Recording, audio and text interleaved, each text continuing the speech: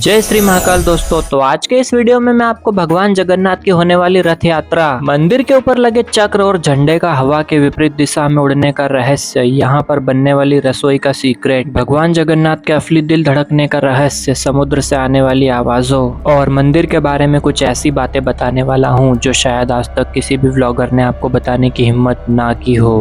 तो चलिए इस शानदार वीडियो को शुरू करते हैं।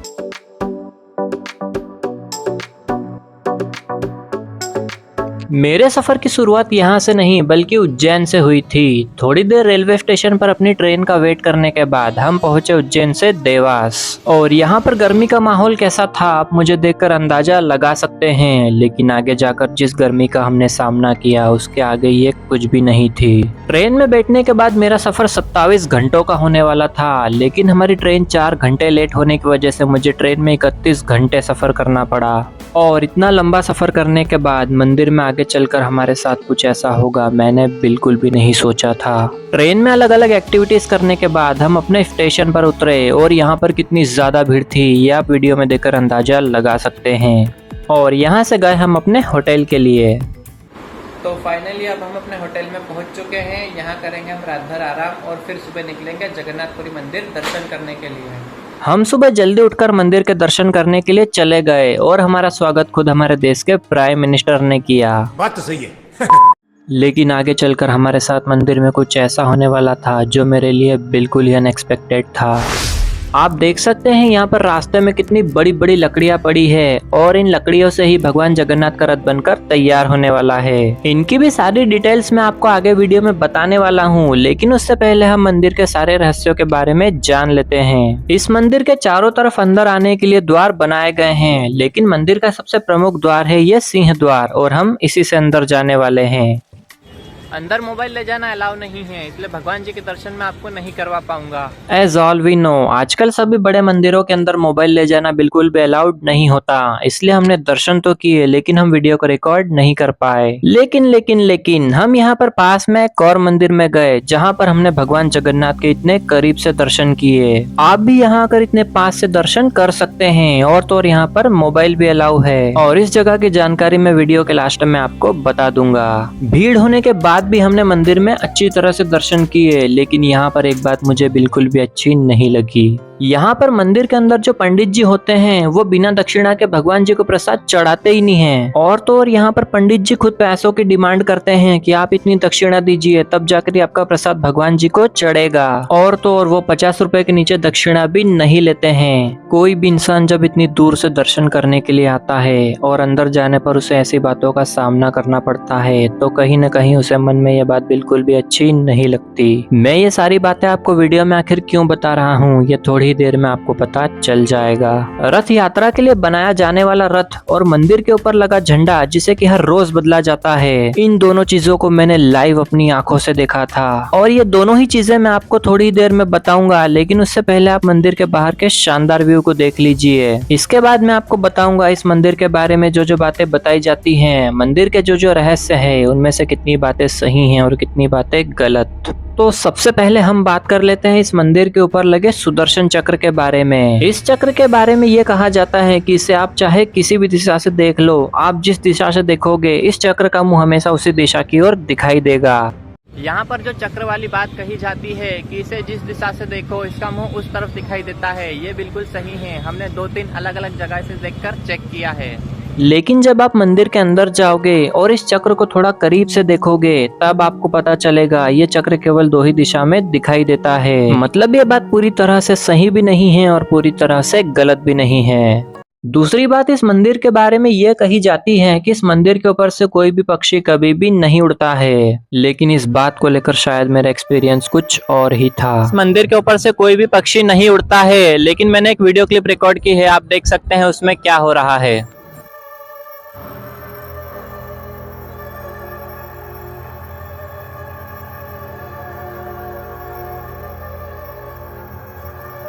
लेकिन कहीं कहीं पर यह बात कही जाती है कि पक्षी कभी भी इस मंदिर के ऊपर नहीं बैठते हैं। ये बात सही भी हो सकती है क्योंकि इसके ऊपर बैठते हुए मैंने किसी भी पक्षी को नहीं देखा, लेकिन उड़ने वाली बात को लेकर जो मैंने देखा वो मैंने आपको वीडियो में बता दिया। थोड़ी देर बाद मैं आपको ऐसी चीज बताने वाला हूँ जो करने का मेरा मन था, लेकिन माइक और मोबाइल की वजह से मैं नहीं कर पाया। तीसरी चीज इस मंदिर के बारे में ये कही जाती है कि यहाँ ऊपर जो झंडे लगे हैं ये हमेशा हवा की विपरीत दिशा में लहराते हैं। और यहाँ पर जो झंडे वाली बात कही जाती है कि यहाँ का झंडा विपरीत दिशा में लहराता है, ये बात भी बिल्कुल सही है। अभी हवा इधर की तरफ चल रही है लेकिन झंडा उधर की तरफ लहरा रहा है। और इस चीज को लाइव मैंने अपनी आंखों से देखा, मतलब ये बात बिल्कुल सही है। लेकिन आखिर ऐसा क्यों होता है, इसका जवाब किसी को भी नहीं पता। हे भगवान, तेरी लीला अपरंपार है। यहाँ गर्मी से बचने के लिए क्या सॉल्यूशन निकाला गया है आप देख सकते हैं। और इस भाई को तो कसम से मजे ही आ गए। मेरे पास मोबाइल और माइक था, वरना मैं भी इस भाई की तरह मजे ले ही लेता। प्रमुख मंदिर के अंदर जो 3 मूर्तियां मौजूद है उन्हें हर 12 साल में एक बार बदला जाता है। ये चीज इतनी ज्यादा खास इसलिए है क्योंकि जब इन मूर्तियों को बदला जाता है तो पूरे शहर की लाइट को बंद कर दिया जाता है और पूरे मंदिर परिसर में भी अंधेरा कर दिया जाता है। इस वक्त चाहे कितना भी बड़ा इंसान क्यों ना हो, किसी को भी मंदिर के अंदर आने की इजाजत नहीं होती। केवल मंदिर के प्रमुख पंडितों को ही अंदर रहने की इजाजत होती है। और बिल्कुल अंधेरे में भगवान जी की इन मूर्तियों को बदला जाता है। और कहा जाता है इनमें से जो भगवान जगन्नाथ की मूर्ति है उसके अंदर श्री कृष्ण का असली दिल आज भी मौजूद है। और वो दिल आज भी असली दिल की तरह धड़कता है, लेकिन आज तक उसे कोई भी इंसान नहीं देख पाया है। कुछ ही दिनों बाद यहाँ पर रथ यात्रा निकलने वाली है, जिसकी मैं आपको पूरी इन्फॉर्मेशन बताऊंगा। लेकिन उससे पहले हम यहाँ के कुछ और रहस्यों के बारे में जान लेते हैं। और यहाँ पर आने पर आपको जयपुर, उदयपुर, जोधपुर जैसे शहरों की भी याद डेफिनेटली आएगी। Why I am saying this, ये आपको थोड़ी ही देर में पता चल जाएगा। मंदिर के अंदर मोबाइल अलाउ नहीं था, इसलिए मैं आपको अंदर के दर्शन नहीं करवा पाया। वरना आपको जो पीछे मंदिर दिखाई दे रहा है ये हाइट में सच में बहुत ज्यादा ऊंचा है। आपने यहाँ की रसोई के बारे में भी सुना होगा कि यहाँ पर एक के ऊपर करके 7 बर्तन रखे जाते हैं और नीचे से आग जलाई जाती है। लेकिन हैरान कर देने वाली बात यह है कि जो 7वें नंबर पर बर्तन रखा होता है उसमें सबसे पहले खाना पकता है, फिर 6वें, 5वें, चौथे, तीसरे, दूसरे और आखिरी में पहले नंबर के बर्तन में खाना पकता है। लेकिन हम रसोई के पास नहीं जा पाए, इसलिए हम उसे लाइव नहीं देख पाए। लेकिन यहाँ आप देख सकते हैं कुछ इस प्रकार रसोई में प्रसाद को बनाया जाता है। यहाँ पर आने से पहले मैंने एक और बात सुनी थी कि मंदिर समुद्र के किनारे बना हुआ है, इसलिए अगर हम मंदिर के बाहर रहते हैं तो हमें समुद्र की लहरों की आवाज सुनाई देती है। लेकिन जैसे ही हम मंदिर के अंदर कदम रखते हैं लहरों की आवाज सुनाई देना बंद हो जाती है। लेकिन मुझे ना तो मंदिर के अंदर लहरों की आवाज सुनाई दी और ना ही मंदिर के बाहर। हो सकता है ऐसा वहाँ पर ज्यादा भीड़ होने के कारण हुआ हो, इसलिए जब आप यहाँ पर दर्शन करने जाओ तो खुद इस बात को एक्सपीरियंस करके देख लेना।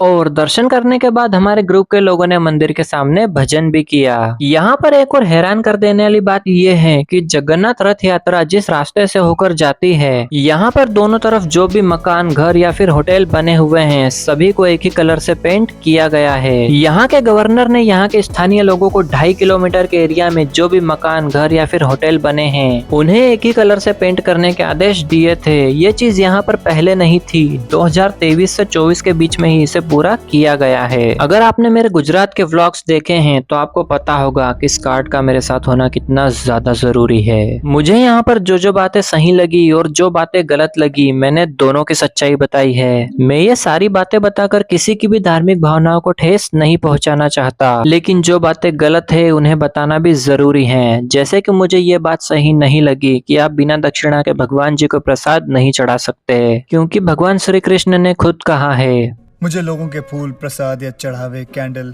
चादर इन सब से दिलचस्पी नहीं है। मैं तो चाहता हूँ कि ये सब चीजें वो लोग गरीबों में बांट दें। अगर आप भी मेरी इस बात से एग्री करते हो तो कमेंट बॉक्स में जय श्री जगन्नाथ लिख देना। फिर हमने बंदरिया को उसके बच्चे के साथ टॉयलेट जाते हुए देखा। और थोड़ी देर बाद मैं आपको एक ऐसी चीज बताने वाला हूँ जो मैंने अपनी लाइफ में पहली बार की थी। लेकिन उससे पहले हम बात कर लेते हैं यहाँ पर निकलने वाली रथ यात्रा के बारे में। यहाँ पर जो आपको पीछे लकड़ी का सामान दिखाई दे रहा है, जगन्नाथपुरी में जो रथ यात्रा निकलती है ये उसी की तैयारी चल रही है। आप देख सकते हैं वहाँ पर टायर बने हुए रखे हैं। तो यहाँ पर हर साल बहुत ही विशाल रथ यात्रा निकाली जाती है। मैं अभी जब यहाँ पर दर्शन करने के लिए आया हूँ तब आप देख सकते हैं यहाँ पर रथ के निर्माण का कार्य चल ही रहा है। आप देख सकते हैं यही वो लकड़ियाँ हैं जिसमें जगन्नाथ भगवान का रथ बनाया जाने वाला है। यहाँ पर पुलिस भी हमेशा एक्टिव रहती है क्योंकि इतनी ज्यादा भीड़ होने के कारण कभी भी पैनिक जैसी सिचुएशन क्रिएट हो सकती है। इन रथों को बनाने की शुरुआत अक्षय तृतीया से होती है और इन रथों को बनाने के लिए दारू नामक नीम के पेड़ की लकड़ी का प्रयोग किया जाता है क्योंकि इसे बहुत ही पवित्र माना जाता है। इस बार की जो जगन्नाथ यात्रा है वो 7 जुलाई को निकलने वाली है और आज है डेट 6 जून, मतलब आज से ठीक 1 महीने बाद इसी रास्ते से भगवान जगन्नाथ की रथ यात्रा निकलने वाली है। इस रथ यात्रा में 3 रथ मौजूद होते हैं। रथ यात्रा में सबसे पहले बलभद्र जी का रथ जो कि लाल और हरे रंग का होता है। उसके पीछे सुभद्रा जी का रथ जो कि काले और लाल रंग का होता है और सबसे पीछे भगवान जगन्नाथ का रथ जो कि लाल और पीले रंग का होता है। लाखों की संख्या में यहाँ पर भगवान के भक्त रथ यात्रा देखने के लिए आते हैं और उसे खींचते भी हैं। और यह है शाम के वक्त का लाइव वीडियो जिसमें आप देख सकते हैं मंदिर के ऊपर के झंडे को चेंज किया जा रहा है। आपको क्लियर नहीं दिखाई दे रहा होगा क्योंकि वीडियो को बहुत दूर से रिकॉर्ड किया गया है और जूमिंग क्वालिटी भी उतनी अच्छी नहीं है, लेकिन आपको वहां पर मौजूद इंसान जरूर दिखाई दे रहे होंगे। और यहाँ पर दर्शन करने के बाद हम गए पास में ही बने गोल्डन बीच पर, जहाँ पर जाकर हमने बहुत एंजॉय किया। तो मैं पहुंच चुका हूँ बीच पर और यहाँ पर हमें बहुत मजे आ रहे हैं। ये मेरी लाइफ में दूसरी बार था जब मैंने समुद्र को देखा था और पहली बार था जब मैं समुद्र में नहाया था। चारों तरफ पानी ही पानी था और मैं उन चुनिंदा लोगों में से था जो अपनी लाइफ में समुद्र को देख पाते हैं। हमारे ग्रुप में ही कई लोग ऐसे थे जिन्होंने अपनी लाइफ में समुद्र को पहली बार देखा था। मेरा तो मन यहाँ पर 3-4 घंटों तक नहाने का था, लेकिन ग्रुप वाले लोगों के साथ मुझे भी जल्दी ही वापस जाना पड़ा। लेकिन कोई बात नहीं, जब भी कोई चीज आप अपनी लाइफ में पहली बार करते हो, भले ही वो 10 मिनट ही क्यों ना हो, मजा बहुत आता है। बात तो सही है। इसके बाद हम गए मार्केट में शॉपिंग करने।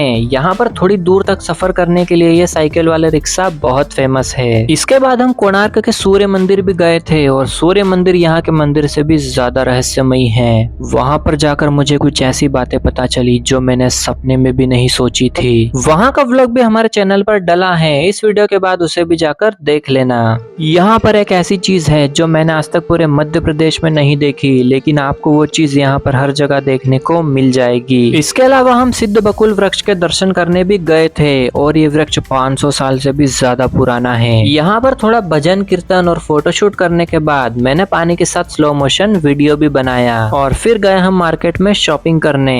यहाँ पर हमने प्रसाद के साथ साथ कई और चीजें भी खरीदी। तो अभी मैंने भगवान जी की फोटोज ले ली है, अब चलते हैं दूसरी जगह पर। भगवान जगन्नाथ के करीब से दर्शन करने के लिए मंदिर से थोड़ी ही दूरी पर गंगा माता मठ है, जिसे कि सार्वभौम भट्टाचार्य जी का घर भी कहा जाता है। आप वहां जाकर भगवान जगन्नाथ जी के दर्शन कर सकते हैं। और ये है जगन्नाथपुरी की प्रमुख मिठाई जो कि आपको पूरे शहर में हर जगह देखने को मिल जाएगी। रात के वक्त भी हम मार्केट में अलग अलग जगह देखने और घूमने गए और इसके बाद निकले हम अपनी ट्रेन के लिए। ट्रेन की जिंदगी बिल्कुल भी आसान नहीं होती। 28 घंटे ट्रेन में सफर करते हुए अलग अलग स्टेशनों से होते हुए फाइनली हम पहुंच गए उज्जैन। इन्फॉर्मेशन अच्छी लगी हो तो वीडियो को लाइक करके चैनल को सब्सक्राइब कर लेना। पूरा वीडियो देखने के लिए दिल से धन्यवाद।